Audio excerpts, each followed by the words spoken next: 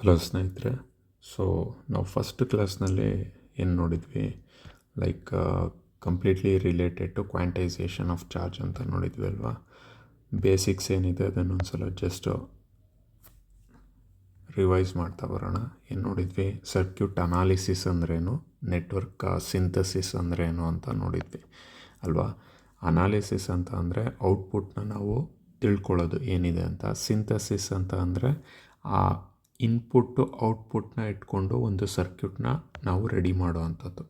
ಇನ್ನು ಆ್ಯಟಮಲ್ಲಿ ಏನಿರುತ್ತೆ, proton neutron ಇರುತ್ತೆ, ಎಲೆಕ್ಟ್ರಾನ್ ಇರುತ್ತೆ. ಓಕೆ, ನಂತರ ನಾವೇನಂತ ಹೇಳಿದ್ವಿ, ಲೈಕ್ ಪಾಸಿಟಿವ್ ಇದ್ದರೆ ರಿಪೆಲ್ ಆಗುತ್ತೆ, ಸೇಮ್ ಚಾರ್ಜಸ್ ರಿಪೆಲ್ ಆಗುತ್ತೆ. ಆಪೋಸಿಟ್ ಚಾರ್ಜಸ್ ಇದ್ದರೆ ಅಟ್ರ್ಯಾಕ್ಟ್ ಆಗುತ್ತೆ ಅಂತ ಹೇಳಿದ್ವಿ. ಅದಕ್ಕೆ ಜಸ್ಟಿಫೈ ಮಾಡೋ ಹಾಗೆ ಒಂದು ಬಲೂನ್ ಎಕ್ಸ್ಪರಿಮೆಂಟ್ ಸಹ ನೋಡಿದ್ವಿ. ಇನ್ನು ಬೇಸಿಕ್ ಚಾರ್ಜ್ ಅಂತ ಅಂದರೆ ಏನು, ಚಾರ್ಜ್ ಅಂತ ಅಂದರೆ ಎಲೆಕ್ಟ್ರಾನ್ಸ್ ಅಥವಾ ಯಾವುದು ಪ್ರೋಟಾನ್ಸ್ ಎಲೆಕ್ಟ್ರಾನ್ಸ್ ಏನಿರುತ್ತೆ ಚಾರ್ಜ್ ಕ್ಯಾರಿಯರ್ಸ್ ಆಗಿ ವರ್ಕ್ ಆಗುತ್ತೆ ಅಂತ ಹೇಳಿದ್ದೆ. ನ್ಯೂಟ್ರಲಿ ಚಾರ್ಜ್ಡು. ಓಕೆ, ಇನ್ನು ಕರೆಂಟ್ ಅಂತ ಅಂದರೆ ಏನಂತ ಹೇಳಿದ್ದು, it's A flow of rate. Okay, charge ಅಂತ ಅಂದರೆ ಫುಲ್ಲು ಟೋಟಲ್ ಫ್ಲೋ ಆಗಿದೆ ಚಾರ್ಜು, ಅದನ್ನು ನಾವು ಕರೆಂಟ್ ಅಂತ ಹೇಳ್ತೀವಿ. ಅಕ್ಯುಮುಲೇಷನ್ ಆಫ್ ಚಾರ್ಜ್ನ ನಾವು ಟೋಟಲ್ ಚಾರ್ಜ್ ಅಂತ ಹೇಳ್ತೀವಿ. Okay fine. ನಂತರ fundamental properties of electric charge ಅಂತ ಹೇಳಿದ್ವಿ ಅಲ್ವಾ. ಅಟ್ರಾಕ್ಷನ್, ರಿಪಲ್ಷನ್ನು, ನಂತರ conservation, like total charge can never be created nor be destroyed but only be transferred. ಇನ್ನು ಕ್ವಾಂಟೈಸೇಷನ್ ಅಂತ ಅಂದರೆ ಇಂಟೀಗ್ರಲ್ ಫಾರ್ಮಲ್ಲಿರುತ್ತೆ ಚಾರ್ಜಸ್ಸು, ಯಾವಾಗಲೂ ಅದು ಡೆಸಿಮಲ್ ಇರ್ಬೋದು, ಫ್ರ್ಯಾಕ್ಷನ್ ಇರ್ಬೋದು, ಆ ಥರ ಇರಲ್ಲ ಅಂತ ಹೇಳಿದ್ವಿ ಅಲ್ವಾ. ನಂತರ few problems related to quantisation of charge ಮತ್ತು basic concepts like electric charge ಅಂದರೆ ಏನು, ನಂತರ quantisation of charge Q = NE, ಇದ್ರ ರಿಲೇಟೆಡ್ 1 2 3 ಪ್ರಾಬ್ಲಮ್ಸು ಸಹ ನಾವು ಸಾಲ್ವ್ ಮಾಡಿದ್ವಿ. ಓಕೆ, ಇನ್ನು ಕೂಲಂಬ್ ಯೂನಿಟ್. ಓಕೆ, ಒಂದು ಚಾರ್ಜ್ ಅಂತ ಅಂದರೆ ಚಾರ್ಜಿನ ಒಂದು SI ಯೂನಿಟ್ ಏನಾಗಿರುತ್ತೆ ಅವೆಲ್ಲ ನಾವು ನೋಡಿದ್ವಿ. ಓಕೆ, ಇನ್ನು ಸಬ್ ಅಟಾಮಿಕ್ ಪಾರ್ಟಿಕಲ್ಸ್ ಅಂದ್ರೇನು. ಓಕೆ, ಸಬ್ ಅಟಾಮಿಕ್ ಪಾರ್ಟಿಕಲ್ಸಲ್ಲಿ ಅವು ಚಾರ್ಜ್ ಕ್ಯಾರಿಯರ್ಸ್ ಆಗಿ ಏನು ಚಾರ್ಜ್ ಅಥವಾ ಎಲೆಕ್ಟ್ರಾನ್ಸ್ ಕ್ಯಾರಿ ಮಾಡುತ್ತೆ. Okay fine. ಇದೊಂದು ಕ್ವಾಂಟೈಸೇಷನ್ ಆಫ್ ಚಾರ್ಜಸ್ ರಿಲೇಟೆಡ್ ಒಂದು 2 ಪ್ರಾಬ್ಲಮ್ಸ್ ನೋಡಿದ್ವಿ. ಫೈನ್, ಆಯಿತು, 2 ನಿಮಿಷ. ಸೊ ನೆಕ್ಸ್ಟು ನಾವು ಏನು ನೋಡಬೇಕಾಗಿದೆ ಅಂತಂದರೆ ಕೂಲಂಬ್ಸ್ ಲಾ ಅನ್ನೋದು ಇಂಪಾರ್ಟೆಂಟ್ ಆಗುತ್ತೆ. ಫೈನ್, ಸರಿ. ಏನಿದು ಕೂಲಂಬ್ಸ್ ಲಾ ಅಂತ ಅಂದರೆ, ನಾನೇನಂತ ಹೇಳಿದೆ, ಫಸ್ಟು ಪಾಸಿಟಿವ್ ಚಾರ್ಜಸ್ ಅಥವಾ ನೆಗೆಟಿವ್ ಚಾರ್ಜಸ್ಸು ಇದೇನಂತ ಹೇಳಿದೆ, ಸೇಮ್ ಚಾರ್ಜಸ್, ಸೇಮ್ ಸೈನ್ ಇರೋವಂಥ ಚಾರ್ಜಸ್ಸು. ಓಕೆ, ಇದಿನ್ನೂ 2ನೇ ಕ್ಲಾಸ್ ಆಗಿರೋದ್ರಿಂದ ನಾನು ಇನ್ನೊಮ್ಮೆ ಹೇಳ್ತೀನಿ. ಈ ನೋಟ್ಸ್ಗಳನ್ನ ನಾವು ಇದು ಮಾಡ್ಬೋದು, PDF ನಾನು ಅಪ್ಲೋಡ್ ಮಾಡ್ತೀನಿ. But I would insist you to make your own written notes. Okay, ನೀವು ಹ್ಯಾಂಡ್ ರಿಟರ್ನ್ ನೋಟ್ಸ್ ಇದು ಮಾಡಿದಾಗ ಏನಾಗುತ್ತೆ, ನಾನಿಲ್ಲಿ ಪಾಠ ಮಾಡ್ತಾ ಒಂದಷ್ಟು ಪಾಯಿಂಟ್ಸ್ಗಳು, ಎಕ್ಸ್ಟ್ರಾ ಪಾಯಿಂಟ್ಸ್ಗಳು ಹೇಳ್ತಾ ಇರ್ತೀನಿ. ಅಂಥ ಪಾಯಿಂಟ್ಸು ನಿಮ್ಮ ಅಂಡರ್ಸ್ಟ್ಯಾಂಡಿಂಗ್ ತಕ್ಕಂಗೆ ನೀವು ಬರಿತಾ ಹೋದಾಗ ಏನಾಗುತ್ತೆ, ಎಕ್ಸಾಮ್ ಟೈಮಲ್ಲಿ ರಿವಿಷನ್ ಮಾಡೋದಕ್ಕೆ ತುಂಬ ಯೂಸ್ ಆಗುತ್ತೆ. ಓಕೆ, ಸೇಮ್ ಸೈನ್ ಇರೋವಂಥ ಚಾರ್ಜಸ್ ಏನಾಗುತ್ತೆ, ಯಾವಾಗಲೂ ರಿಪೆಲ್ ಆಗುತ್ತೆ. ಓಕೆ, ಆಪೋಸಿಟ್ ಡಿಫ್ರೆಂಟ್ ಸೈನ್ ಇದೆ ಅಂತ ಅಂದರೆ, ಲೈಕ್ ಪ್ಲಸ್ ಮೈನಸ್ ಅಥವಾ ಮೈನಸ್ ಪ್ಲಸ್ ಈ ಥರ ಇದೆ ಅಂತ ಅಂದಾಗ ಏನಾಗುತ್ತೆ, they will attract. Okay fine. ಹಾಗಿದ್ದರೆ ಈ ಅಟ್ರ್ಯಾಕ್ಷನ್ ಅಂತ ಅಂತಿದ್ದಾಗೇ ನಮಗೆ ಒಂದು ಸ್ಕೂಲಲ್ಲೋ ಅಥವಾ ಕಾಲೇಜಲ್ಲೋ ಓದಿರೋ ಅಂಥ ಒಂದು ಲಾ ನೆನಪಿಗೆ ಬರಬೇಕು. ಯಾವ ಲಾ ಅದು? ಗ್ರಾವಿಟೇಷ್ನಲ್ ಫೋರ್ಸ್ ಅಥವಾ ಗ್ರಾವಿಟೇಷ್ನಲ್ ಲಾ ಅಂತ ಹೇಳ್ತೀವಿ. ಓಕೆ, ಗ್ರಾವಿಟೇಷ್ನಲ್ ಲಾ ಏನಕ್ಕೆ ಅಂತಂದರೆ, this law is completely related to attraction ಅಥವಾ ಫೋರ್ಸ್ ಅಂತ ಹೇಳ್ಬೋದು. ಈಗ ನಾನೊಂದು ಇದನ್ನು ಹೇಳೋದಾದರೆ ಕಥೆನ, ಇಲ್ಲಿ ನಿಮಗೆಲ್ಲ ಗೊತ್ತಿರೋ ಹಾಗೆ ಮರ ಇರುತ್ತೆ, ಐಸಾಕ್ ನ್ಯೂಟನ್ ಇಲ್ಲಿ ಓದ್ತಾ ಇರ್ತಾನೆ. ಓಕೆ, ಕೂತ್ಕೊಂಡು ಓದ್ತಾ ಇರ್ತಾನೆ. ಇದು ಆಪಲ್ ಟ್ರೀ ಆಯಿತಾ. ಇಲ್ಲಿಂದ ಆಪಲ್ ಒಂದು ಇವನು ಕೆಳಗೆ ಬೀಳುತ್ತೆ. ಬಿದ್ದಿದ ತಕ್ಷಣ ಅವನೇನು ಮಾಡ್ತಾನೆ, ಈ ಆಪಲ್ಲು ಬಿದ್ದಾಗ ಈ ಡೈರೆಕ್ಷನಲ್ಲಿ ಹೋಗ್ಬೋದಾಗಿತ್ತು ಈ ಡೈರೆಕ್ಷನಲ್ಲಿ ಹೋಗೋದಾಯಿತು, ಅಥವಾ ಬೀಳ್ದಲೆ ಈ ಮರದಿಂದ ಕಿತ್ತಿದ ತಕ್ಷಣ ಅದು ಮೇಲ್ಗಡೆ ಸ್ಪೇಸಿಗಾದರೂ ಹೋಗೋದಾಯಿತು. ಬಟ್ ಸ್ಟಿಲ್ ಅದೇನಕ್ಕೆ ಡೌನ್ ಪಾತ್ ಅಂದರೆ ಅರ್ತಿನ ಸೆಂಟರ್, ಅಂದರೆ ಈ ಅರ್ತ್ ನೆಲ ಏನಿದೆ ಇಲ್ಲಿಗೇನೆ ಏನಕ್ಕೆ ಬಂತು ಅಂತ ಯೋಚನೆ ಮಾಡ್ತಾರೆ. ಅರ್ತ್ ಏನಾಗಿದೆ, ಅರ್ತು ಹೀಗೆ ಸರ್ಕಲ್ ಅಥವಾ ರೇಡಿಯಲ್ ಈ ಥರ ಇರೋವಂಥದ್ದು ಅಲ್ವಾ. ಈಗ ಇಲ್ಲಿ ಮರ ಹೀಗೆ ನಾನು ವಿಷುವಲೈಸ್ ಮಾಡೋದಾದರೆ ಈಗ ಕೂತಿದ್ದಾನೆ, ಇಲ್ಲಿ ಓದ್ತಾ ಇದ್ದಾನೆ ಅಂತಂದಾಗ ಏನಾಗುತ್ತೆ, ಯಾವಾಗಲೂ ಫೋರ್ಸ್ ಬಂದು ಸೆಂಟರಿಗೆ ಡ್ರೈವ್ ಆಗ್ತಾ ಇರುತ್ತೆ. ಓಕೆ, ಅಟ್ರ್ಯಾಕ್ಷನ್ನು ಸೆಂಟರಿಗೆ ಆಗ್ತಾ ಇರುತ್ತೆ. ಓಕೆ, ರೀಸನ್ ಏನು ಅಂತಂದರೆ ಸೆಂಟರಲ್ಲಿ ಮಾಸ್ ಜಾಸ್ತಿ ಇರುತ್ತೆ. ಸೆಂಟರಲ್ಲಿ ಏನಾಗುತ್ತೆ, ಮಾಸ್ ಜಾಸ್ತಿ ಇರುತ್ತೆ. ಇದನ್ನು ಇನ್ನೂ ನಾನು ಸಿಂಪ್ಲಿಫೈ ಮಾಡಿ ಹೇಳೋದಾದರೆ, ಫಾರ್ ಎಕ್ಸಾಂಪಲ್ಲು ಇದೊಂದು ಟಬ್ನ ತಗೊಳ್ಳಿ, ಆಯಿತಾ. ಇದೊಂದು ಟಬ್ ತಗೊಳ್ಳಿ, ಇಲ್ಲೇನು ಮಾಡ್ತೀರೋ ಒಂದಷ್ಟು ನೀರು ಹಾಕಿ, ಆಯಿತಾ. ನೀರು ಹಾಕಿದ ನಂತರ ಒಂದು ಸ್ವಲ್ಪ ಮಣ್ಣನ್ನು ತುಂಬಿ, ಓಕೆ, ಮಣ್ಣೆಲ್ಲ ತುಂಬಿದ್ದೀರ. ಇದನ್ನು ಇವಾಗ ಏನು ಮಾಡ್ತೀರಾ, ಸ್ವೆಲ್ ಮಾಡಬೇಕು, ಅಂದರೆ ತಿರುಗಿಸ್ಬೇಕು, ಚೆನ್ನಾಗಿ ತಿರುಗಿಸಿ. ಅವಾಗ ಏನಾಗುತ್ತೆ, ಮಣ್ಣು ಅಥವಾ ಏನು ತೂಕ ಇರೋವಂಥ ಸಬ್ಸ್ಟೆನ್ಸು, ಈ ತೂಕ ಇರೋವಂಥ ಸಬ್ಸ್ಟೆನ್ಸಸ್ಸು ಆಲ್ಮೋಸ್ಟ್ ಈ ಥರ ಸೆಂಟರಿಗೆ ಬರುತ್ತೆ. ಈ ಕಡೆ ನಿಮಗೆ ಎಲ್ಲ ಸ್ಪೇಷಿಯಲ್ ಏನಾಗೋಗುತ್ತೆ, ಇಲ್ಲೆಲ್ಲ ಖಾಲಿ ಖಾಲಿ ಇರುತ್ತೆ. Okay, that is because force of attraction ಎಲ್ಲಿಗೆ ಹೋಗುತ್ತೆ, ಯಾವಾಗಲೂ ಸೆಂಟರ್ ಪಾಯಿಂಟಿಗೆ ಮೂವ್ ಆಗುತ್ತೆ ಫೋರ್ಸು. ಓಕೆ, ಸೇಮು ಇದನ್ನು ನಾವು ಇಲ್ಲಿ ಹೇಳ್ಬೋದು, ಏನು ಕೂಲಮ್ಸ್ ಲಾ ಅಥವಾ ಏನಿದೆ ನ್ಯೂಟನ್ಸ್ ಲಾ ಆಫ್ ಯೂನಿವರ್ಸಲ್ ಗ್ರಾವಿಟೇಷನ್ನು, ಇವನು ಏನಂತ ಹೇಳ್ತಾನೆ, ಈ ಫೋರ್ಸ್ ಆಫ್ ಅಟ್ರ್ಯಾಕ್ಷನ್ ಏನಿದೆ, force of attraction will be always equal to G. ಏನೋ ಒಂದು ಕಾನ್ಸ್ಟೆಂಟ್ ಇರುತ್ತೆ, ಗ್ರಾವಿಟೇಷನಲ್ ಕಾನ್ಸ್ಟೆಂಟು, ಜೊತೆಗೆ M1 ಆ್ಯಂಡ್ M2 ಅಂತಂದರೆ ಯಾವ ಎರಡು ಪಾರ್ಟಿಕಲ್ ಮಧ್ಯೆ ಅಟ್ರ್ಯಾಕ್ಷನ್ ಆಗ್ತಾಯಿದೆ ಅಥವಾ ರಿಪಲ್ಷನ್ ಆಗ್ತಾಯಿದೆ ಅದರ ಮಾಸ್ ಇಂಪಾರ್ಟೆಂಟ್ ಆಗುತ್ತೆ. M1 ಮತ್ತು M2 ಅಂತ ತಗೊಳ್ತೀವಿ. ಮತ್ತು ಅದು ಎಷ್ಟು ದೂರ ಇದೆ, ಡಿಸ್ಟೆನ್ಸು, ಅದನ್ನು R ಅಂತ ತಗೊಳ್ತೀವಿ. ಇದು ಡಿಸ್ಟೆನ್ಸ್ ಆಗುತ್ತೆ. ಓಕೆ, ಇಫ್ ಇನ್ ಕೇಸ್ ನಿಮಗೇನಾದರೂ ಈ M1 ಮತ್ತು M2 ತುಂಬ ದೂರ ಇದೆ ಅಂತ ಅಂದ್ಕೊಳ್ಳಿ, M1 ಇಲ್ಲಿದೆ, M2 ಇಲ್ಲಿದೆ, ಇದು ಆರ್ ವ್ಯಾಲ್ಯೂ ಏನಾಯಿತು, ಇನ್ಕ್ರೀಸ್ ಆಯಿತು. ಆವಾಗ ಫೋರ್ಸ್ ಆಫ್ ಅಟ್ರ್ಯಾಕ್ಷನ್, ಇವರಿಬ್ಬರ ಮಧ್ಯೆ ಫೋರ್ಸ್ ಆಫ್ ಅಟ್ರ್ಯಾಕ್ಷನ್ ಏನಿದೆ ಕಡಿಮೆ ಆಗುತ್ತೆ. ಸಿಂಪಲಾಗಿ ಈಗಿನ ಇದರಲ್ಲಿ ನೀವು ನೋಡಿ, ಏನು ಗೊತ್ತಾ, ಫಾರ್ ಎಕ್ಸಾಂಪಲ್ ಈಗ ಫನ್ನಿ ವೇಯಲ್ಲೇ ತೊಗೊಳ್ಳೋಣ. ಓಕೆ, ಲಾಂಗ್ ಡಿಸ್ಟೆನ್ಸ್ ರಿಲೇಷನ್ಶಿಪ್ ಅಂತ ಇರ್ತಾರೆ, the attraction between the male and female. Okay, ಇದು ಮೇಲ್ ಅಂತ ಅಂದ್ಕೊಳ್ಳೋಣ, ಇಲ್ಲಿ ಫೀಮೇಲು. ನೀವು ಯಾವುದೋ ಜಮಾನಕ್ಕೊಂದ್ಸಲ ಅಥವಾ ಫ್ರೆಂಡ್ಸ್ ಅಂತ ಅಂದ್ಕೊಳ್ಳೋಣ. ಇವಾಗ ಅರ್ಜುನ್ನು, ಬೆಸ್ಟ್ ಲವರ್ಸ್ ಬೇಡ, ಅರ್ಜುನ್ನು ಅರುಣ್ಣು, ಆಯಿತಾ. ಇವರಿಬ್ಬರು ಒಂದೇ ಊರಲ್ಲಿದ್ದಾರೆ, ಅಕ್ಕಪಕ್ಕ ಬೀದಿ. ಇವರಿಬ್ಬರು ಏನು ಅಂತ ಅಂದರೆ ಇವರಿಬ್ಬರು ಮನೆ 1 ಕಿಲೋಮೀಟ್ರ್ ಡಿಸ್ಟೆನ್ಸಲ್ಲಿ ಅಷ್ಟೇ ಇರೋದು. ಬಟ್ ಇಲ್ಲಿ ಅರ್ಜುನ್ ಇವಾಗ ಇದು ಯಾವಾಗ ಸ್ಕೂಲ್ ಟೈಮಲ್ಲಿ, ಆಯಿತಾ, ಇದು ಡಿಗ್ರಿ ಟೈಮಲ್ಲಿ. ಸೊ ಈಗೇನಾಯಿತು, ಅರ್ಜುನ್ನು ಅರುಣ್ಣು. ಸೊ ಇವರಿಬ್ಬರ ಮಧ್ಯೆ ಈಗ ಡಿಸ್ಟೆನ್ಸ್ ಬಂದು ಸುಮಾರು ಒಂದು 500 ಕಿಲೋಮೀಟರ್ ಅಂದ್ಕೊಳ್ಳೋಣ, ಅಥವಾ 300 ಅಂದ್ಕೊಳ್ಳೋಣ. ಇವನೆಲ್ಲಿ, ಅರ್ಜುನ್ ಇವಾಗ ಚೆನ್ನೈಯಲ್ಲಿದ್ದಾನೆ, ಅರುಣ್ ಇವಾಗ ಎಲ್ಲಿ, ಬೆಂಗಳೂರಲ್ಲಿದ್ದಾನೆ. So around 300 kilometres. ಈಗೇನಾಯಿತು, the force of attraction between them will reduce. Okay, because distance ಏನಾಯಿತು, ಇನ್ಕ್ರೀಸ್ ಆಯಿತು. ಇವಾಗ ಏನಾಗುತ್ತೆ, ಇವನಿಗೆ ಅರ್ಜುನ್ಗೋ ಅಥವಾ ಅರುಣ್ಗೋ ಹತ್ರ ಇರೋವಂಥ ಬೇರೆ ಇನ್ನೊಂದು ಯಾವುದಾನ ಪಾರ್ಟಿಕಲ್, ಲೈಕ್ ಫಾರ್ ಎಕ್ಸಾಂಪಲ್ ಇಲ್ಲಿ ಅವಿನಾಶ್ ಅಂತ ಯಾರೋ ಇನ್ನೊಬ್ಬ ಫ್ರೆಂಡ್ ಆದ, ಇವನ ಕಡೆ ದೋಸ್ತಿ ಜಾಸ್ತಿ ಆಗುತ್ತೆ. ಇವನಿಗೆ ಇಲ್ಲಿ ರಾಜಶೇಖರ್ ಸಮಥಿಂಗ್ ಅಂತ ಅಂದರೆ ಇವನಿಗೆ ದೋಸ್ತಿ ಜಾಸ್ತಿ ಆಗುತ್ತೆ. ರೇಡಿಯಸ್ ಜಾಸ್ತಿ ಆಯಿತು, ಡಿಸ್ಟೆನ್ಸ್ ಜಾಸ್ತಿ ಆಯಿತು, ಫೋರ್ಸ್ ಆಫ್ ಅಟ್ರ್ಯಾಕ್ಷನ್ ಕಡಿಮೆ ಆಯಿತು. ವೆರಾಸ್ ಅರ್ಜುನ್ನು ಮತ್ತು ಅರುಣ್ ಸ್ಕೂಲಲ್ಲಿ ಅಕ್ಕಪಕ್ಕ, ರೇಡಿಯಸ್ ತುಂಬ ಕಡಿಮೆ ಇದೆ, ಡಿಸ್ಟೆನ್ಸ್ ಕಡಿಮೆ ಇದೆ, force of attraction will be more. Okay, so this is all about the gravitational law, simple, ಆಯಿತಾ. ಸೊ ಅದನ್ನೇ ನಾವೇನಂತ ಹೇಳ್ತೀವಿ ಇಲ್ಲಿ ಮಾಸ್.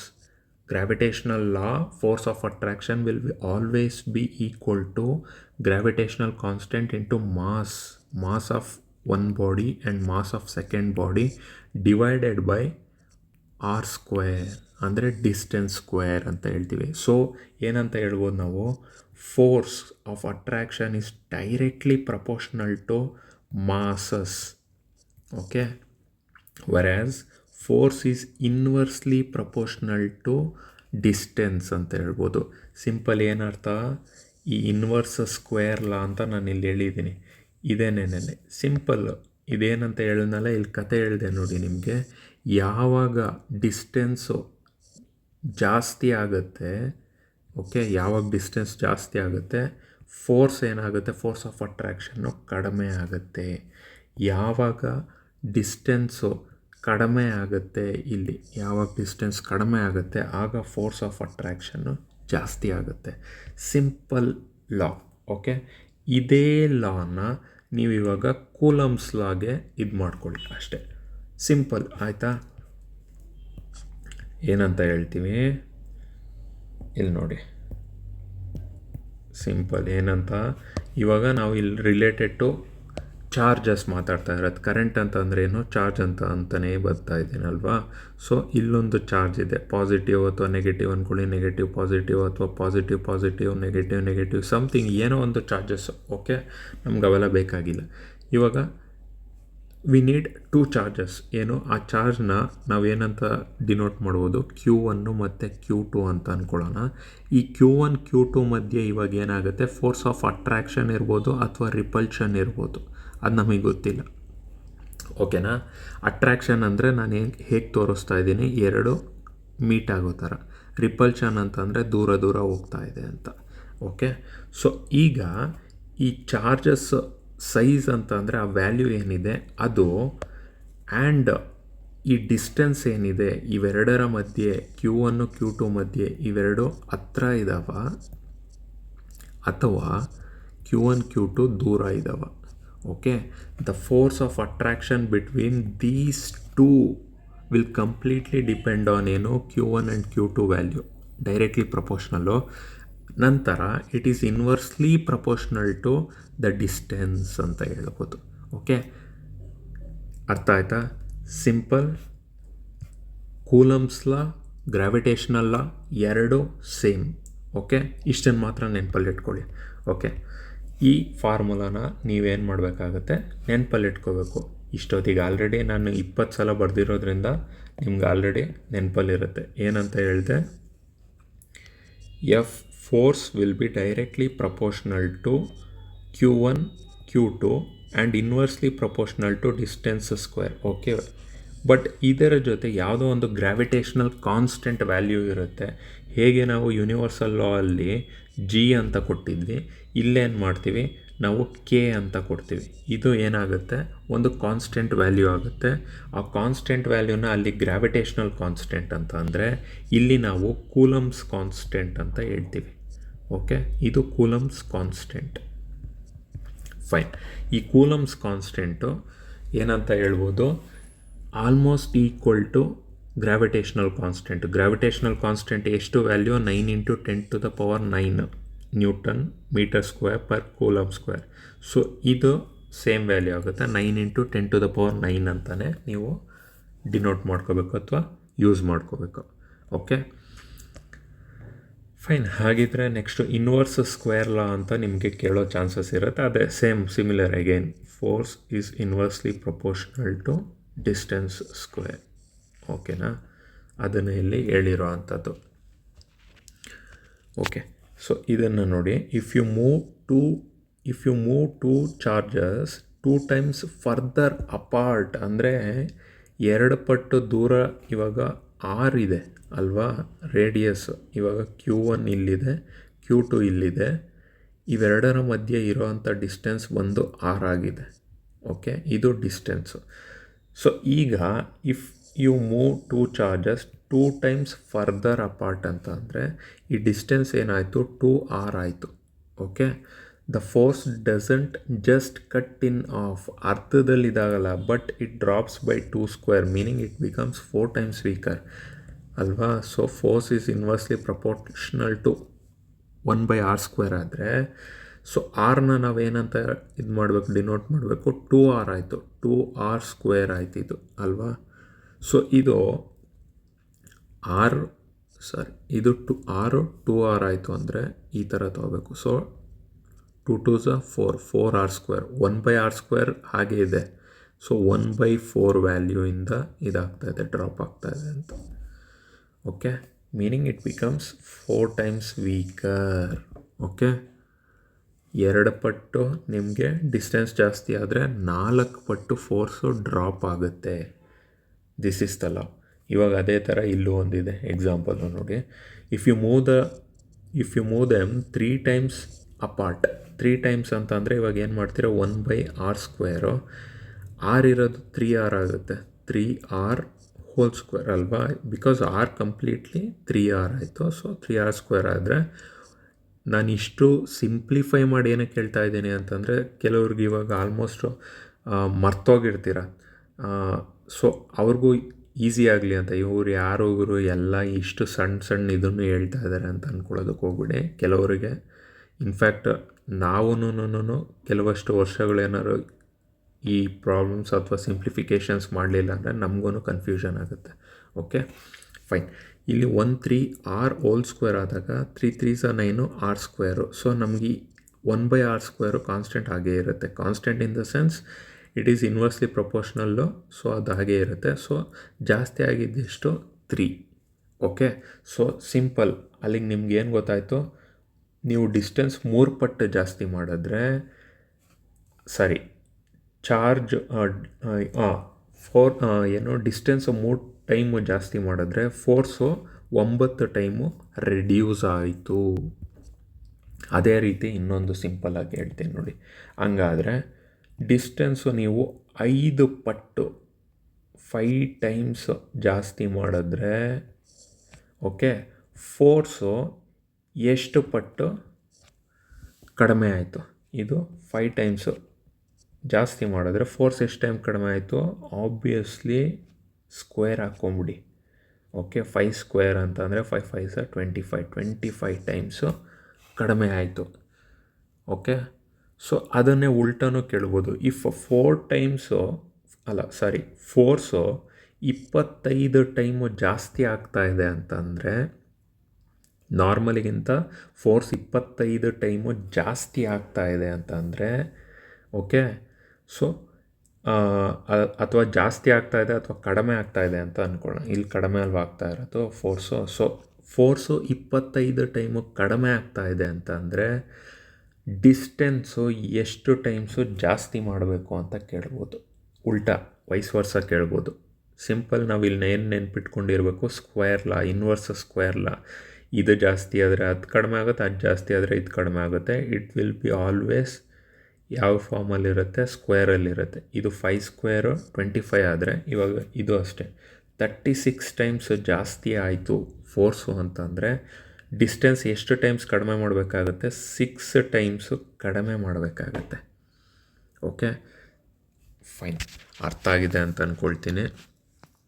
ಇದು completely related to Coulomb's law ಮತ್ತು universal gravitational law and formula ನೀವಿಲ್ಲಿ ನೋಡುವುದು. ಓಕೆನಾ, ಆಯಿತು. ಸೊ ಇದನ್ನೇ ನಾವಿಲ್ಲಿ ಏನಂತ ಹೇಳ್ತಾ ಇದ್ದೀವಿ, ಒಂದು ಡಿಫ್ರೆನ್ಸ್ನ ನೋಡೋದಾದರೆ ವಾಟ್ ಕಾಸಸ್ ಇಟ್ ಅಂತಂದರೆ ಮಾಸ್. ಗ್ರಾವಿಟಿಯಲ್ಲಿ ಮಾಸು, ಕೂಲಮ್ಸ್ ಲಾಲಿ ಆಬ್ವಿಯಸ್ಲಿ ರಿಲೇಟೆಡ್ ಟು ಚಾರ್ಜ್. ಇನ್ನೊಂದು ಏನಿಲ್ಲಿ ನೋಡ್ಬೋದು ಅಂದರೆ ಗ್ರಾವಿಟೇಷನಲ್ ಫೋರ್ಸಲ್ಲಿ it will always be only attractional force. Okay, pulls together. Okay, ಯಾವಾಗಲೂ ಇದು ಅಟ್ರಾಕ್ಷನ್ ಫೋರ್ಸ್ ಆಗಿರುತ್ತೆ, ರಿಪೆಲ್ ಆಗಲ್ಲ ಗ್ರಾವಿಟಿಯಲ್ಲಿ. ವೆರಾಸ್ ಕೂಲಮ್ಸ್ ಲಾಲ್ ಆಗಲ್ಲ. ಇಲ್ಲಿ ಪಾಸಿಟಿವ್ ಇರುತ್ತೆ, ನೆಗೆಟಿವ್ ಇರುತ್ತೆ. ಸೊ ಡಿಫ್ರೆಂಟ್ ಸೈನ್ಸ್ ಇರುತ್ತೆ. ಆದ್ದರಿಂದ ಇಲ್ಲಿ ನಾವು ಅಟ್ರಾಕ್ಷನಲ್ ಫೋರ್ಸು ನೋಡ್ಬೋದು, ರಿಪೆಲ್ ಫೋರ್ಸು ನೋಡ್ಬೋದು. ಸೊ ಎಕ್ಸಾಮಲ್ಲಿ ನಿಮಗೆ ಹೀಗೂ ಕೇಳ್ಬೋದು, ವಿಚ್ ಆರ್ ದ ಡಿಫ್ರೆನ್ಸಸ್ ಅಥವಾ consider the following statements regarding universal gravitational law and Coulomb's law. First ಸ್ಟೇಟ್ಮೆಂಟಲ್ಲಿ both laws apply as per the attraction and repulsion ಅಂತ ಏನಾದ್ರು ಕೇಳ್ಬೋದು. ತಪ್ಪಾಗುತ್ತೆ. ಏನಂತ ಹೇಳಿದೆ, ಗ್ರಾವಿಟೇಷನ್ ಓನ್ಲಿ ಅಟ್ರಾಕ್ಷನ್ನು, ನಂತರ ಕೂಲಮ್ಸ್ಲ ಅಟ್ರಾಕ್ಷನ್ ಮತ್ತು ರಿಪಲ್ಷನ್. Okay fine. ಆಗಿದ್ದರೆ ಈ ಪ್ರಾಬ್ಲಮ್ನ ನೋಡೋಣ. ಯಾವುದು ಈ ಪ್ರಾಬ್ಲಮ್? ಲಾಸ್ಟ್ ಕ್ಲಾಸಲ್ಲಿ ನಾವು ಇದನ್ನು ಬಿಟ್ಟಿದ್ವಿ ಅಲ್ವಾ? ಸೊ ಈಗ ಆಗ್ಲಿಂದ ಹೇಳಿರೋ ನಾನು ಕೂಲಮ್ಸ್ ಲಾ, ಇನ್ವರ್ಸ್ ಸ್ಕ್ವೇರ್ ಲಾ ಮೇಲೆ ಈ ಒಂದು ಸಮ್ನ ನೋಡಿ. 2 identical point charges separated by a distance d repel each other with a force F. If the distance between the two charges is doubled, okay, distance 2 time ಜಾಸ್ತಿ ಆಗ್ತಾ ಇದೆ ಅಂತಂದರೆ ಫೋರ್ಸು ಎಷ್ಟು time ಕಡಿಮೆ ಆಗ್ತಾ ಇದೆ ಅಲ್ವಾ? ಸಿಂಪಲ್ಲು. 2 ಟೈಮ್ ಜಾಸ್ತಿ ಆದರೆ ಫೋರ್ಸು 2², 4 ಟೈಮು ಕಡಿಮೆ ಆಗ್ತಾ ಇದೆ. ಸೊ ಆನ್ಸರ್ ಏನು? F/4. ಆಯಿತಾ? ಫೈನ್. ನೆಕ್ಸ್ಟು ಈ problem. Magnitude of coulomb force ಕಂಡುಹಿಡಿಬೇಕು. 2 ಪಾಯಿಂಟ್ ಚಾರ್ಜಸ್ ಏನಿದೆ, 2 ಪಾಯಿಂಟ್ ಚಾರ್ಜಸ್ ಇದೆಯಂತೆ. 2 point charges each carrying a charge of 2 coulomb are placed exactly 2 meter apart in a vacuum. What is the magnitude of the repulsive force acting between them ಅಂತ ಹೇಳ್ತಾ ಇದ್ದಾರೆ. Okay, so ನಮಗಿವಾಗ magnitude of force ಕಂಡುಹಿಡಬೇಕು ಅಂತಂದರೆ value ಏನು? F is equal to K into Q1 into Q2. ಇದಕ್ಕೆ Q1 into Q2 ಇದು R² ಅಲ್ವಾ? ಸೊ ಇಲ್ಲಿ ಚಾರ್ಜಸ್ ಏನಂತ ಹೇಳ್ತಾ ಇದ್ದಾನೆ, 2 coulomb are place 2 meters apart. Okay, 2 meters apart ಇದು ಅಂತಂದರೆ ಆರ್ ವ್ಯಾಲ್ಯೂ ಏನು? 2 meter. ಓಕೆ, ನಂತರ 2 ಪಾಯಿಂಟ್ ಚಾರ್ಜಸ್ಸು Q1 ಮತ್ತು Q2 ಅವೆರಡೂ ಏನು ವ್ಯಾಲ್ಯೂ ಕೊಟ್ಟಿದ್ದಾನೆ? +2 ಕೂಲಮ್ ಅಂತ ಕೊಟ್ಟಿದ್ದಾನೆ. ಓಕೆ, ನಂತರ ನಮಗೆ ಕಾನ್ಸ್ಟೆಂಟು ಏನು ಕಾನ್ಸ್ಟೆಂಟ್ ಅಂತ ಹೇಳಿದ್ದೆ? ಕೂಲಮ್ಸ್ ಕಾನ್ಸ್ಟೆಂಟ್ ವ್ಯಾಲ್ಯೂ ಏನಂತ ಹೇಳಿದ್ದು 9 × 10⁹ ಇಷ್ಟು ಕೊಟ್ಟಿದ್ದಾನೆ. ಸೊ ನಾವು ಇದನ್ನು ಇಲ್ಲಿ ಸಬ್ಸ್ಟಿಟ್ಯೂಟ್ ಮಾಡಬೇಕು. 9 × 10⁹ Q1 ಏನು? +2 ಕೂಲಮ್, ಇದು 2 ಕೂಲಂಬು. ಓಕೆ, ಇದು 2². ಸೊ ಇವಾಗ ಈ 2² ಏನಾಗುತ್ತೆ? 4 ಆಗುತ್ತೆ. 2 2s 4 ಆಗುತ್ತೆ. ಇದು ಕ್ಯಾನ್ಸಲ್ ಆಯಿತು. ಅಲ್ಲಿಗೆ ನಿಮ್ಗೆ ಉಳಿದಿದ್ದ ಫೋರ್ಸ್ ಏನು? Force is equal to 9 × 10⁹ newton. ಫೋರ್ಸ್ನ SI ಯೂನಿಟ್ ಏನು? Newton. Okay, answer of 9 × 10⁹ newton. Okay fine. ಅಲ್ಲಿಗೆ ನಮಗೇನಾಯಿತು? Coulomb's law, universal gravitational law ಅದು ಕಾನ್ಸೆಪ್ಟು ತಿಳ್ಕೊಂಡ್ವಿ. ಅದರ ರಿಲೇಟೆಡ್ ಕ್ವಶನ್ಸ್ ಯಾವ ಥರ ಕೇಳ್ಬೋದು ಅದನ್ನು ನೋಡಿದ್ವಿ. ನೆಕ್ಸ್ಟು ಆಗಿದ್ದರೆ electric current. Okay, electric current, ಇದಕ್ಕೆ ಜಂಪ್ ಆನ್ ಆಗೋಣ. ಸೊ ಏನಿದು ಎಲೆಕ್ಟ್ರಿಕ್ ಕರೆಂಟ್ ಅಂತ ಅಂದರೆ, ನಾನಿಲ್ಲಿ ಬೇಸಿಕ್ ಸ್ಟಾರ್ಟಿಂಗ್ ಕ್ಲಾಸಲ್ಲಿ ಏನಂತ ಹೇಳಿದ್ದೆ ನಿಮಗೆ, ಇಲ್ಲಿ ನೋಡಿ. ಕರೆಂಟ್ ಅಂತ ಅಂದ್ರೇನು? Flow rate. ಇವಾಗ ಇಲ್ಲೊಂದು ಡಬ್ಬ ಇರುತ್ತೆ, ಇಲ್ಲಿಂದ ನೀರು ಹರ್ಕೊಂಬರುತ್ತೆ ಟ್ಯಾಂಕಿಯಿಂದ. ಇಲ್ಲಿ ಇದು ಏನು ಫ್ಲೋ ರೇಟ್ ಇದೆಯಲ್ಲ, ಎಷ್ಟು ಫಾಸ್ಟಾಗಿ ಮೂವ್ ಆಗ್ತಾಯಿದೆ, ಅದನ್ನು ಕರೆಂಟ್ ಅಂತ ಅಂತೀವಿ. ಈ ಟೋಟಲ್ ಕರೆಂಟ್ ಬಂದು ಇಲ್ಲಿ ಎಲ್ಲೋ ಒಂದು ಕಡೆ ಶೇಖರಣೆ ಆಗುತ್ತೆ, ಅಕ್ಯುಮುಲೇಟ್ ಆಗುತ್ತಲ್ಲ, ಅದನ್ನು ಟೋಟಲ್ ಚಾರ್ಜ್ ಅಂತ ಹೇಳ್ತೀವಿ. ಸೊ ಅಕ್ಯುಮುಲೇಷನ್ ಅಂತ ಅಂದರೆ ಒಟ್ಟುಗೂಡಿಸೋದು ಎಲ್ಲ ಬಂದಾದ್ಮೇಲಿಂದ ಆಫ್ ಕರೆಂಟ್ ಅಂತ ಅಂದರೆ ಫ್ಲೋ ರೇಟು. 1 ಸೆಕೆಂಡಿಗೆ ಇಷ್ಟು ಬಂತು, 2 ಸೆಕೆಂಡಿಗೆ ಇಷ್ಟು ಬಂತು, ಇಷ್ಟು. ಅದೇ ರೀತಿ ಒಂದು 20 ಸೆಕೆಂಡ್ ನಂತರ ಎಷ್ಟು ಟೋಟಲ್ ಕರೆಂಟ್ ಬಂದಿದೆ, ಆ ಅಕ್ಯುಮುಲೇಷನ್ನ ಓವರ್ ದ ಟೈಮ್ ನಾವೇನಂತ ಅಂತೀವಿ? ಟೋಟಲ್ ಚಾರ್ಜ್ ಅಂತಲೂ ಹೇಳ್ತೀವಿ. ಫೈನ್. ಸೊ ಹಾಗಿದ್ರೆ ಎಲೆಕ್ಟ್ರಿಕ್ ಕರೆಂಟ್ ಅಂತ ಅಂದ್ರೇನು ನಿಮಗೆ ಗೊತ್ತಾಯಿತು. ಏನು? ಫ್ಲೋ ಆಫ್ ರೇಟ್ ಅಂತ ಹೇಳಿದೆ ಅಲ್ವಾ? Flow of rate of charges ಅಂತ ಹೇಳಿದ್ದು. ಸೊ ಇವಾಗ ನಾನು ಏನಂತ ಹೇಳಿದೆ, ಚಾರ್ಜಸ್ ಅಂತ ಅಂದಾಗ್ಲೂ ಕರೆಂಟು ಮೂವ್ ಮಾಡೋ ಅಂಥ ಚಾರ್ಜಸ್ ಯಾವುದು, ಪಾಸಿಟಿವ್ ಚಾರ್ಜೋ ನೆಗೆಟಿವ್ ಚಾರ್ಜೋ, ಎಸ್ಪೆಷಲಿ ಅಥವಾ ಪ್ರೋಟಾನೋ ಎಲೆಕ್ಟ್ರಾನೋ ಅಂತಂದರೆ ಅದು ಎಲೆಕ್ಟ್ರಾನ್ ಆಗಿರುತ್ತೆ. ಓಕೆ ಫೈನ್, ಒಂದು ಸೆಕೆಂಡ್.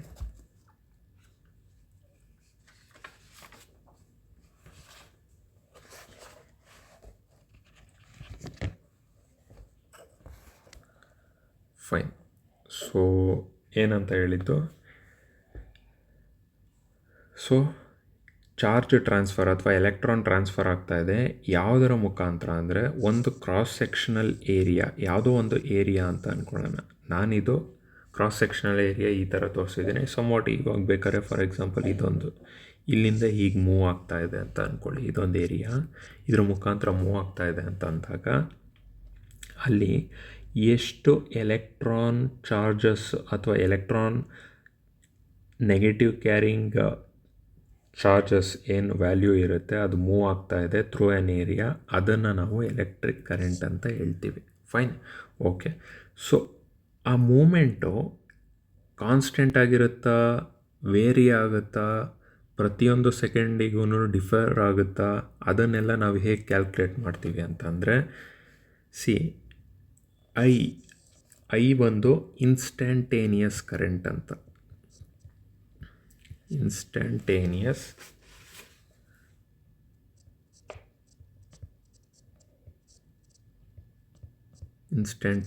ಕರೆಂಟ್ ಅಂತ. ಸೊ ಡಿ ಕ್ಯೂ ಒಂದು ಸ್ಮಾಲ್ ಚಾರ್ಜ್, ಅಂದರೆ small charge moment over a small time. ಅರ್ಥ ನೋಡಿ, ಇವಾಗ ಇಲ್ಲಿ ನನಗೆ ಎಲೆಕ್ಟ್ರಾನ್ನ ಡಬ್ಬಿನೇ ಇದೆ.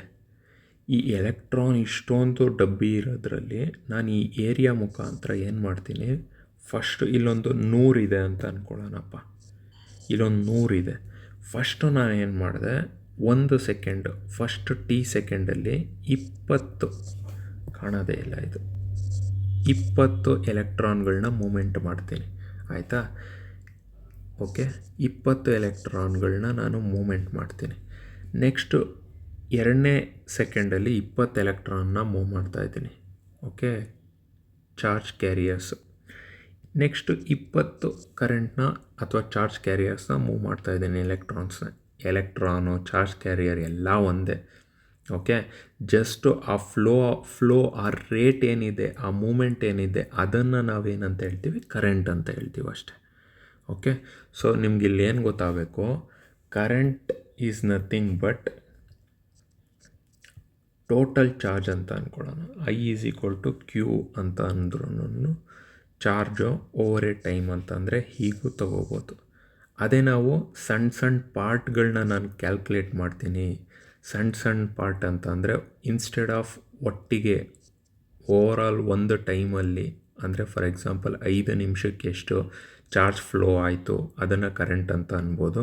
ಬಟ್ ಅದು ನನಗೆ ಬೇಡ, ನನಗೇನು ಬೇಕು, ಪ್ರತಿ ಸೆಕೆಂಡ್ 1 ಸೆಕೆಂಡ್ ಎಷ್ಟೋಯ್ತು, 2 ಸೆಕೆಂಡ್ ಎಷ್ಟೋಯ್ತು ಆ ಥರ ಕ್ಯಾಲ್ಕುಲೇಟ್ ಮಾಡೋದಾದರೆ ಆ ಟೈಮಲ್ಲಿ ಎಷ್ಟು ಚಾರ್ಜ್ ಮೂಮೆಂಟ್ ಆಯಿತು ಅದನ್ನು ಕ್ಯಾಲ್ಕುಲೇಟ್ ಮಾಡಬೇಕು. ಈ ಥರ ಕ್ಯಾಲ್ಕುಲೇಷನ್ ಮಾಡೋದನ್ನು ನಾವು ಇನ್ಸ್ಟಂಟೇನಿಯಸ್ ಕರೆಂಟ್ ಅಂತೀವಿ. ಇದು ಟೋಟಲ್ ಕರೆಂಟ್ ಆಯಿತು, ಇದು ಇನ್ಸ್ಟಂಟೇನಿಯಸ್ ಕರೆಂಟ್ ಆಗುತ್ತೆ. Simple. Okay, so charge carriers ಯಾವುದಂತ ಹೇಳಿದ್ದೆ, ಪ್ರೋಟಾನ್ಸ್ ಆಗುತ್ತಾ? ಅಲ್ಲ.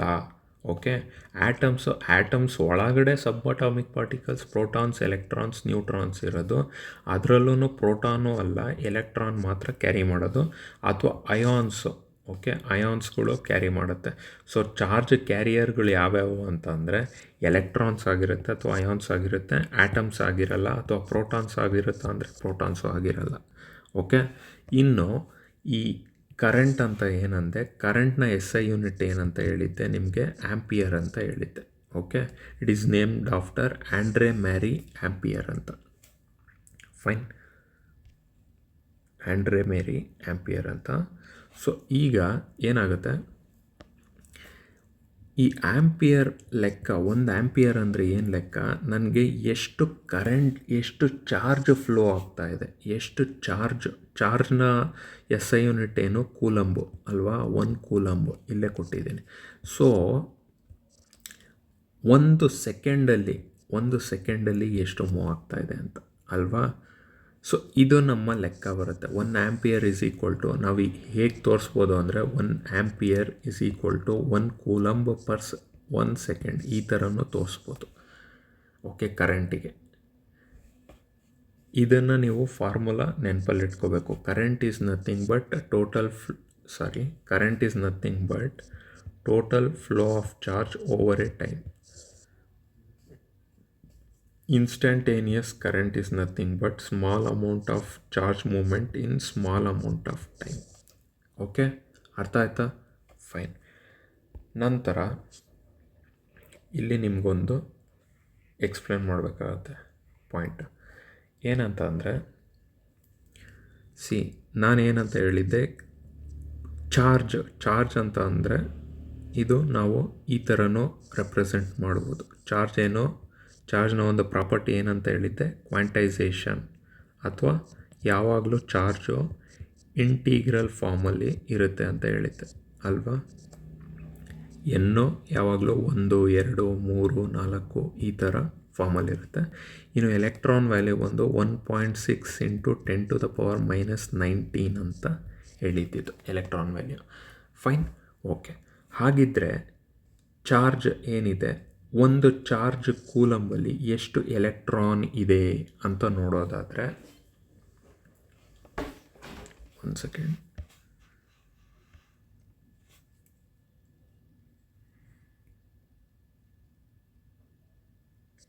ಒಂದು ಕೂಲಂಬಲ್ಲಿ, ಓಕೆ, ಇದನ್ನೇನು ಮಾಡ್ಬೋದು, Q1 ಚಾರ್ಜ್ 1 ಕೂಲಂಬ್ ಅಂತ ತೊಗೊಳ್ಳಿ. 1 ಕೂಲಂಬು ಎನ್ನು ನಾವು ಇವಾಗ ಫೈಂಡ್ ಔಟ್ ಮಾಡಬೇಕು, ಎಷ್ಟು ಎಲೆಕ್ಟ್ರಾನ್ ವ್ಯಾಲ್ಯೂ ನಮ್ಗೆ ಆಲ್ರೆಡಿ ಗೊತ್ತು, 1.6 × 10⁻⁻19. ಓಕೆ, ಸೊ ಇವಾಗ ಇನ್ನು ಸಬ್ಸ್ಟಿಟ್ಯೂಟ್ ಮಾಡಿದ್ರೆ ಎನ್ ಇಲ್ಲಿ ಬರುತ್ತೆ. ಈ ವ್ಯಾಲ್ಯೂ 1.6 ×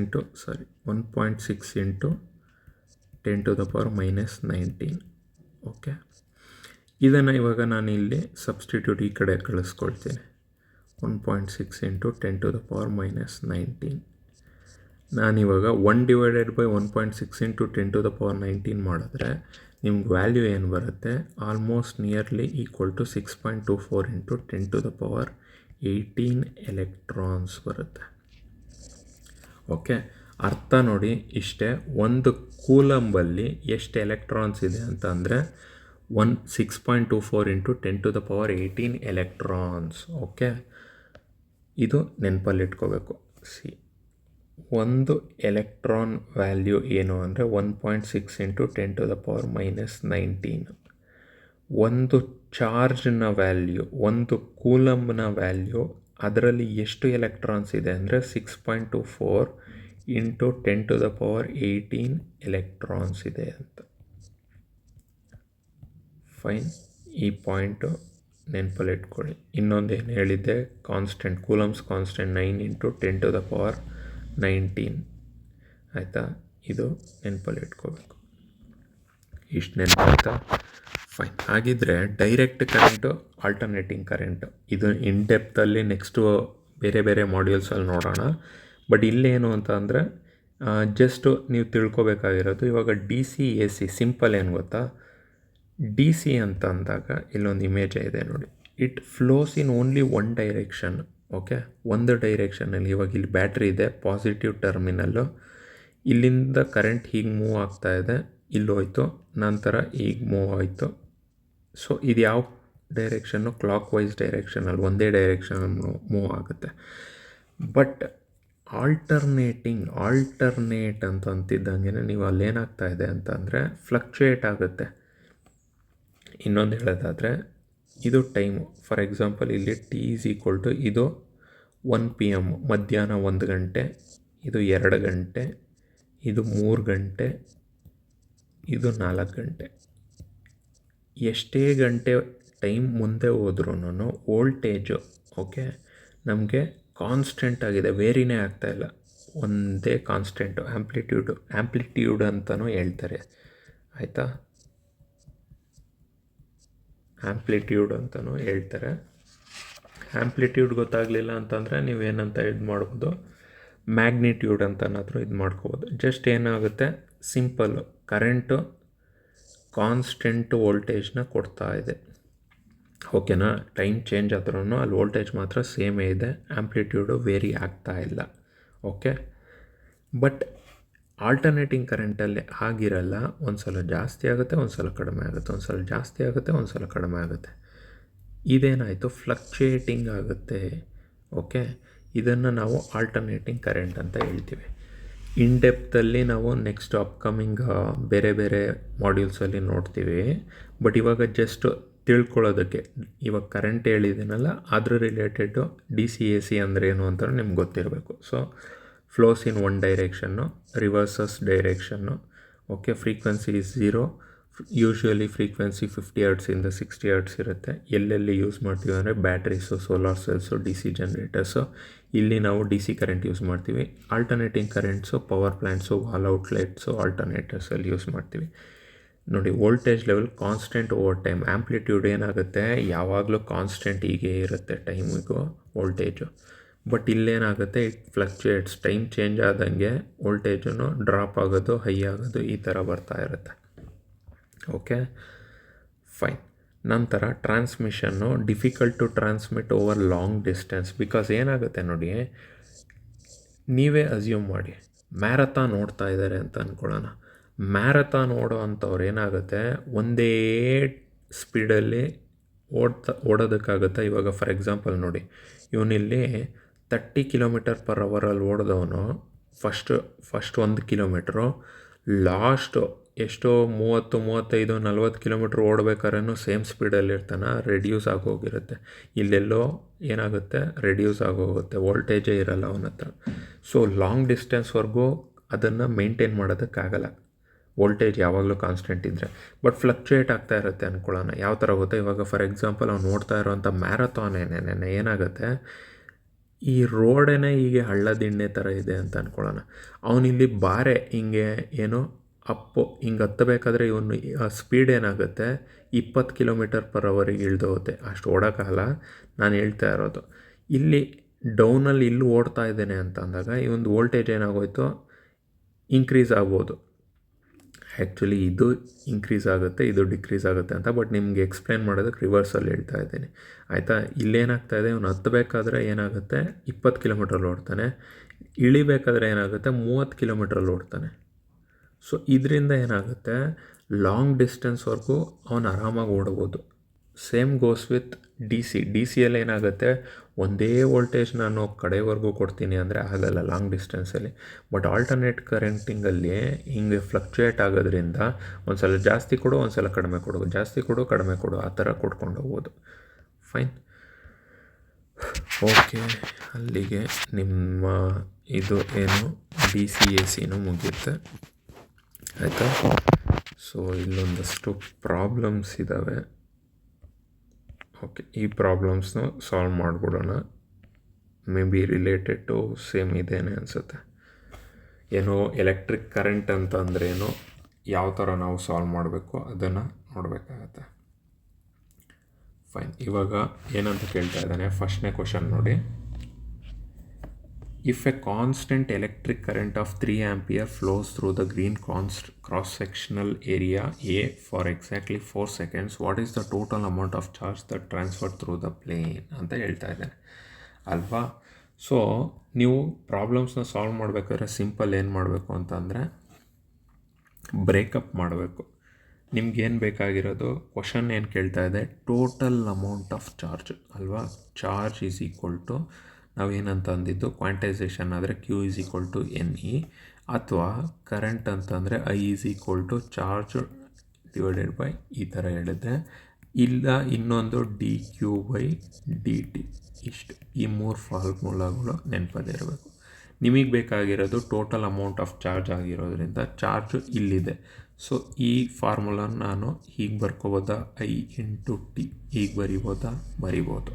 ಓಕೆ, ಅವನೇನಂತ ಹೇಳ್ತಾ ಇದ್ದಾನೆ, constant electric current off 3 ampere ಫ್ಲೋಸು ಅವನೇ ಕೊಟ್ಟಿದ್ದಾನೆ. ಏನಂತ, ಕರೆಂಟು 3 ampere ಕಂಡ್ರಪ್ಪ ಅಂತ ಅವನೇ ಹೇಳ್ತಾ ಇದ್ದಾನೆ. Flows cross sectional area for exactly 4 seconds ಅಂತ ಹೇಳ್ತಾ ಇದ್ದಾನೆ. ಟೈಮು ಕೊಟ್ಟಿದ್ದಾನೆ ಏನು, 4 seconds. So Q is equal to, substitute ಮಾಡಿ, 3 × 4 will be equal to 3 4s 12 charge coulomb. Okay, answer D. Okay, ಅಷ್ಟೇನಾ? ಇಷ್ಟೊಂದು ಈಸಿ ಇರುತ್ತಾ? ಆಬ್ವಿಯಸ್ಲಿ. ಸೊ ಇಲ್ಲ ಅಂತ ಅಂದರೆ ಇದನ್ನು ಅವನು ಇನ್ಸ್ಟೆಡ್ ಆಫ್ ಇಷ್ಟು ಕೊಟ್ಟು ಇಲ್ಲಿವರೆಗೂ ಕೊಟ್ಟಿರ್ತಾನೆ ಅಂದ್ಕೊಳ್ಳಿ. ಇಲ್ಲಿವರೆಗೂ ಕೊಟ್ಟು ಅವ್ನು ನೆಕ್ಸ್ಟ್ ಏನಂತ ಕೇಳ್ಬೋದು ಗೊತ್ತಾ? What will be the amount of electrons transferred ಅಂತ ಕೇಳ್ಬೋದು. ಇನ್ಸ್ಟೆಡ್ ಆಫ್ ಇಲ್ಲಿ ಚಾರ್ಜ್ ಕೇಳ್ತಾ ಇದ್ದಾನಲ್ವಾ, ಚಾರ್ಜ್ ಬದಲು ಎಲೆಕ್ಟ್ರಾನ್ಸ್ ಎಷ್ಟು ಮೂವ್ ಆಯಿತು ಅಂತ ಕೇಳೋವಂಥ ಸಾಧ್ಯತೆಯೂ ಇರುತ್ತೆ. ಆವಾಗ ಏನು ಮಾಡಬೇಕಾಗತ್ತೆ? ಇಲ್ಲಿವರೆಗೂ ತಂದಿದ್ದೀರಾ, ನಿಮ್ಗೆ ಇನ್ನೊಂದು ಫಾರ್ಮುಲಾ ಗೊತ್ತು, Q is equal to N E ಅಲ್ವಾ? Q is equal to N E. Electron value ಏನು ನಿಮಗೆ ಗೊತ್ತು, 1.6 × 10⁻⁻19. ಕ್ಯೂ ವ್ಯಾಲ್ಯೂ ಏನೋ ಗೊತ್ತಾಯಿತು, 12 ಕೂಲಂಬು. ನಿಮ್ಗೇನು ಬೇಕು ಇವಾಗ? Number of electrons flowing. ಎನ್ನ ನಾವು ಏನಂತ ಬರಿಬೋದು ಅವಾಗ? N is equal to Q by E ಮಾಡಿದ್ರೆ 12 / 1.6 × 10⁻⁻19. ಇದನ್ನು ಕ್ಯಾಲ್ಕುಲೇಟ್ ಮಾಡಿದ್ರೆ ನಿಮ್ಗೆ ಆಲ್ಮೋಸ್ಟ್ ನಿಯರ್ಲಿ ಈಕ್ವಲ್ ಟು 7.5 × 10⁻19 ಬರುತ್ತೆ. ಈ 10⁻⁻19 ಮೇಲೋಯ್ತು, 10⁻19 ಆಗುತ್ತೆ. ಇದು 1.6 ಇದು ಮಾಡಿದ್ರೆ 7.5 ಬರುತ್ತೆ. So number of electrons transferring through the plane ಅಂತ ಕೇಳಿದ್ರೆ ಆವಾಗ ಆಪ್ಷನ್ ಏನಾಗುತ್ತೆ? ಇದಾಗುತ್ತೆ. ಓಕೆ, ಎಷ್ಟು ಚಾರ್ಜು ಅಂತ ಅಂದರೆ, ಎಷ್ಟು ಕೂಲಮ್ ಚಾರ್ಜ್ ಅಂತ ಅಂದರೆ 12 ಕೂಲಂಬು. ಎಷ್ಟು ಎಲೆಕ್ಟ್ರಾನ್ಸ್ ಟ್ರಾನ್ಸ್ಫರ್ಡ್ ಅಂದರೆ 7.5 × 10⁻19 ಎಲೆಕ್ಟ್ರಾನ್ಸು ಮೂಮೆಂಟ್ ಆಗ್ತಾಯಿದೆ ಅಂತ. Okay, fine. ಸರಿ, ನೆಕ್ಸ್ಟು ಪ್ರಾಬ್ಲಮ್ ನೋಡೋಣ. ಇಲ್ಲಿ ನೋಡಿ, ಇಲ್ಲೇನಂತ ಹೇಳ್ತಾ ಇದ್ದಾನೆ, a circuit maintains a steady current of 1 ampere for 2 seconds using the conversion factor 1 coulomb is equal to, sometimes ಅವರೇ ಕೊಟ್ಟಿರ್ತಾರೆ 1 ಕೂಲಮ್ ಇಸ್ ಈಕ್ವಲ್ ಟು ಇಷ್ಟು ಎಲೆಕ್ಟ್ರಾನ್ಸ್ ಕಂಡ್ರಪ್ಪ ಅಂತ. ಬಟ್ ನಾವು ನೆನಪಲ್ಲಿ ಇಟ್ಕೊಂಡಿರ್ಬೇಕು, 1 electron equal to how much, 1 coulomb is equal to how much electrons, ಇವೆಲ್ಲ ನೆನಪಲ್ಲಿ ಇಟ್ಕೊಂಡಿರ್ಬೇಕು. ಲಾಸ್ಟ್ ಇದ್ರ ಥರನೇ ಇಲ್ಲಿ ಇನ್ಸ್ಟೆಡ್ ಆಫ್ ಚಾರ್ಜ್ ಬದಲು ಇಲ್ಲಿ ಅವನೇ ಹೇಳ್ತಾ ಇದ್ದಾನೆ how many total electrons passed through the wire ಅಂತ ಅಲ್ವಾ. ಸೊ ನಿಮಗೆ ಗೊತ್ತಿರೋ ಫಾರ್ಮುಲಾಸ್ನ ಇದು ಮಾಡ್ಕೋಬೇಕು. ಬಟ್ ಅದಕ್ಕಿಂತ ಮುಂಚೆ ಅವನೇನು ಕೇಳ್ತಾ ಇರೋದು ನೀವು ಬರ್ಕೊಂಬಿಡಿ ಬೆಟರು. ಅವಾಗ ಏನಾಗುತ್ತೆ, ನಿಮಗೆ ಎಲ್ಲ ನೆನಪಲ್ಲಿ ಬರುತ್ತೆ ಸ್ಟಾರ್ಟಿಂಗ್ವರೆಗೂ. ಆಮೇಲಿಂದ ಪ್ರಾಬ್ಲಮ್ ಸಾಲ್ವ್ ಮಾಡ್ತಾ ನಿಮಗೆ ಅಭ್ಯಾಸ ಆಗುತ್ತೆ. ಇದು ನೀವು ಸಾಲ್ವ್ ಮಾಡ್ತಾ ಇರೋದು ಅಲ್ವಾ, ಈ ಥರ ಬರ್ಕೊಂಡಿದ್ದೀರ. ಫೈನ್. ಈಗ ಒಂದೊಂದೇ ಮೆನ್ಷನ್ ಮಾಡ್ಕೊಳ್ಳಿ. ಈ ಕಡೆ ಏನು ಕರೆಂಟ್ ಏನಂತ ಹೇಳ್ತಾ ಇದ್ದಾನೆ, current will be equal to 1 ampere, time will be equal to ಎಷ್ಟು 2 seconds ಅಂತ ಹೇಳ್ತಾ ಇದ್ದಾನೆ ಅಲ್ವಾ. ಫೈನ್. ಇವಾಗ ನಿಮ್ಗೇನು ಬೇಕು, how many total electrons passed through the wires, ಎಷ್ಟು ಎಲೆಕ್ಟ್ರಾನ್ ಪಾಸ್ ಆಗ್ತಾ ಇದೆ ಅಂತ ನಿಮಗೆ ಬೇಕಾಗಿರೋದಲ್ವಾ. So N is equal to Q by E ಇದು ಬೇಕು. ಸೊ ಎಲೆಕ್ಟ್ರಾನ್ ವ್ಯಾಲ್ಯೂ ನಿಮ್ಗೆ ಆಲ್ರೆಡಿ ಗೊತ್ತು, 1.6 × 10⁻⁻19. ಸೊ ನಿಮಗೆ ಬೇಕಾಗಿರೋದೇನು, ಕ್ಯೂ ವ್ಯಾಲ್ಯೂ. ಕ್ಯೂ ವ್ಯಾಲ್ಯೂ ಬೇಕು ಅಂತಂದರೆ ಕ್ಯೂ ಈಸ್ ಈಕ್ವಲ್ ಟು ಏನಾಗುತ್ತೆ, I × T ಆಗುತ್ತೆ. ಐ ವ್ಯಾಲ್ಯೂ ಏನು 1 ಆಂಪಿಯರು, ಟಿ ವ್ಯಾಲ್ಯೂ ಏನು 2 seconds, ಚಾರ್ಜ್ ಎಷ್ಟಾಯಿತು 2 ಕೂಲಂಬ್ ಆಯಿತು ಅಲ್ವಾ. ಇವಾಗ ಇದನ್ನು ಸಬ್ಸ್ಟಿಟ್ಯೂಟ್ ಮಾಡಿ, ಕೂಲಂಬು 2 ಕೂಲಂಬು ಡಿವೈಡೆಡ್ ಬೈ 1.6 × 10⁻⁻19 ಇದು ಮಾಡಿದ್ರೆ ನಿಮ್ಗೆ ಎಷ್ಟು ಬರುತ್ತೆ ಎಲೆಕ್ಟ್ರಾನ್ಸು,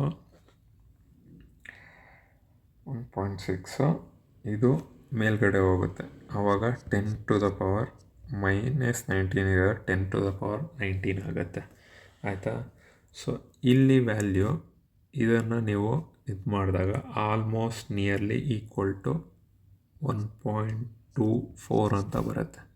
ಓಕೆ, ಇದನ್ನು ಡಿವಿಷನ್ ಮಾಡಿದ್ರೆ ಸೊ ನೀವು ಇದನ್ನು ಏನಂತ ತೋರಿಸ್ಬೋದು, 1.24 × 10⁻19 ಇದೆಯಾ ಇಲ್ಲಿ ಆನ್ಸರಲ್ಲಿ. ಸೊ 1.25 × 10⁻19.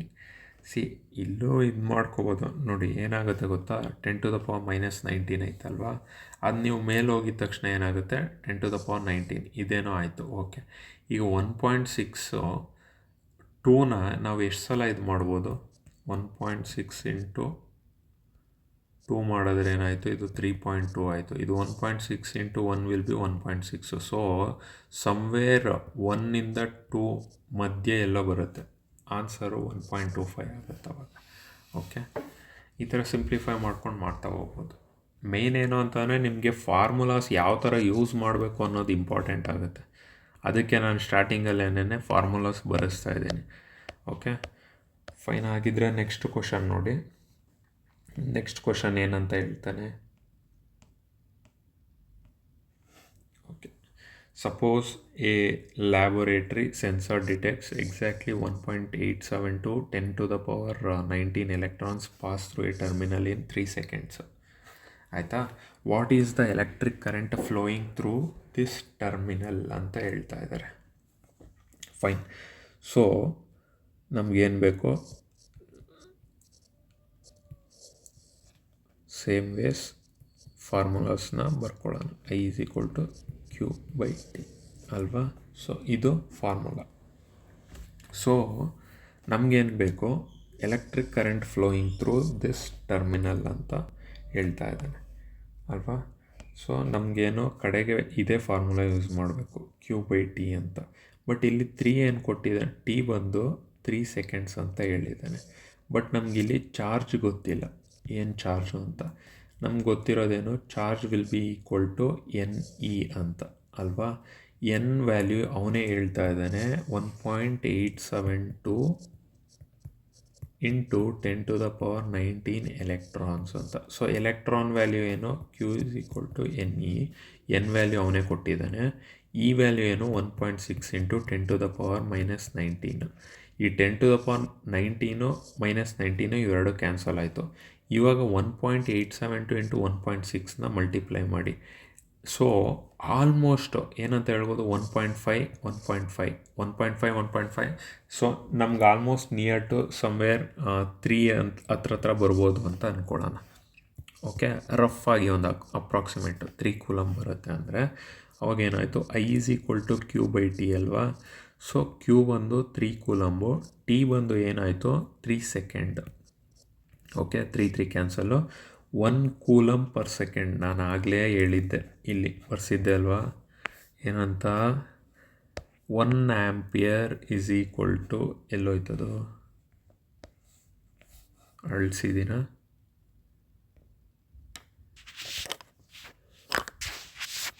ಓಕೆ ಎಲ್ಲೋ ಹೋಗಿದೆ ಬಿಡಿ, ಆಯಿತು, ತೊಂದರೆ ಇಲ್ಲ. 1 coulomb per 1 second will always be equal to 1 ampere ಅಂತ ಇದನ್ನು ಹೇಳಿದ್ದೆ ಅಲ್ವಾ? ಆನ್ಸರ್ ಏನು 1 ಆ್ಯಂಪಿಯರ್. ಫೈನ್. ಓಕೆ, ನೆಕ್ಸ್ಟು ಇವತ್ತಿನ ಫೈನಲ್ ಸಮ್, ಇದೊಂದು ಸಮ್ ನೋಡೋಣ. ನೆಕ್ಸ್ಟ್ ಕ್ಲಾಸಲ್ಲಿ ಕನ್ವೆನ್ಷನಲ್ ಕರೆಂಟ್ ಅಂದ್ರೇನು, ಎಲೆಕ್ಟ್ರಾನ್ ಕರೆಂಟ್ ಅಂದ್ರೇನು, ಅದರ ರಿಲೇಟೆಡ್ಡು ಟಾಪಿಕ್ಸ್ನ ಡಿಸ್ಕಸ್ ಮಾಡೋಣ. Okay, fine. ಇಲ್ಲಿ ನೋಡಿ, ಇವಾಗ ಏನಂತ ಹೇಳ್ತಾನೆ, the infographic highlights the calculus relationship for varying current I is equal to dQ/dt. If a net charge passing through a boundary changes over time according to the function Q of t is equal to 2t² plus 3t, what is the instantaneous current at t is equal to 2 seconds? ನೋಡಿ, ಆಗ್ಲಿಂದ current time ಅಂತ ಹೋದ್ವಿ. But ಇಲ್ಲಿ instantaneous current ಅಂತ ಬಂತು. Instantaneous current ಅಂತ ಬಂದಿದ ತಕ್ಷಣ ನಿಮ್ಗೆ ಏನು ಅರ್ಥ ಆಗಬೇಕು, ನೋಡ್ಬೋದು, ನನಗೆ ಫುಲ್ ಕರೆಂಟ್ ಬೇಡ, ಇದರಲ್ಲಿ ಸಣ್ಣ ಪಾರ್ಟು ಬಿಡಿ ಭಾಗ ಮಾಡಿಬಿಟ್ಟು ನನಗೆ ಏನು ಕರೆಂಟ್ ಫ್ಲೋ ಆಗ್ತಾಯಿದೆ ಅದು ಹೇಳು ಅಂತ ಇದ್ದಾರೆ. ಇದನ್ನು ನಾವು ಸ್ಮಾಲ್ ಐ ಡಿನೋಟ್ ಮಾಡ್ತೀವಿ. ಇನ್ಸ್ಟಂಟೇನಿಯಸ್ ಕರೆಂಟ್ ಅಂದಾಗ small part charges over the time ಈ ಥರ ನಾವು ತೋರಿಸ್ತೀವಲ್ವ, ಅದನ್ನೇ ಇವನು ಕೊಟ್ಟಿದ್ದಾನೆ.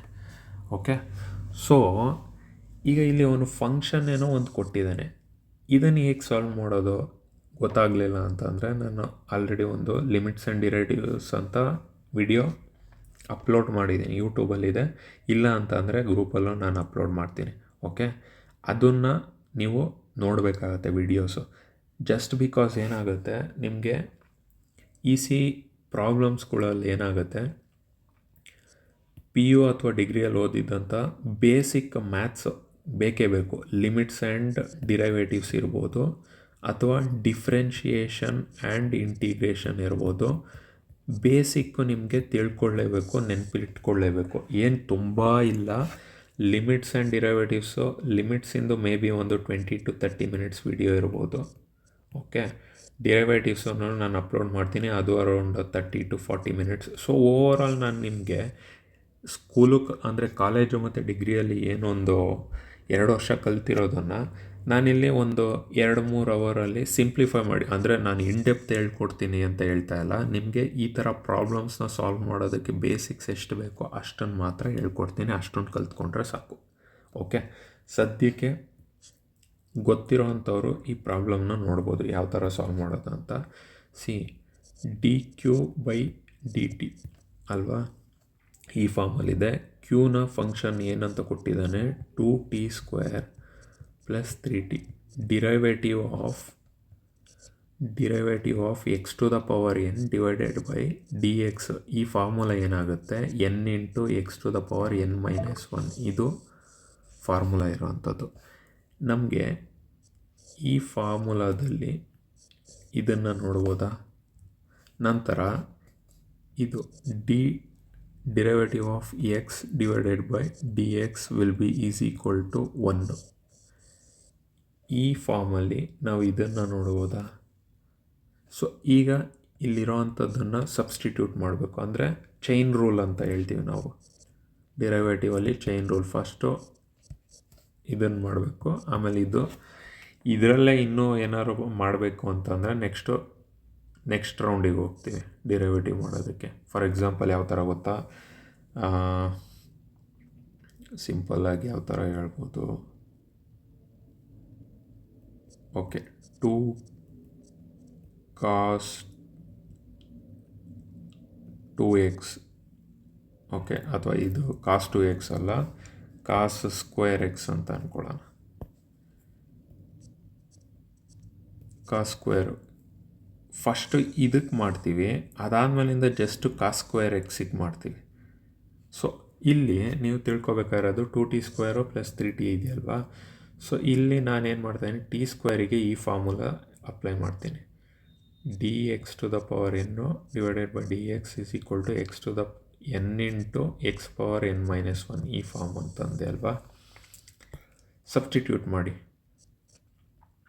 dt² dt is equal to 2tn - 1 2 - 1 ಆಯಿತಾ.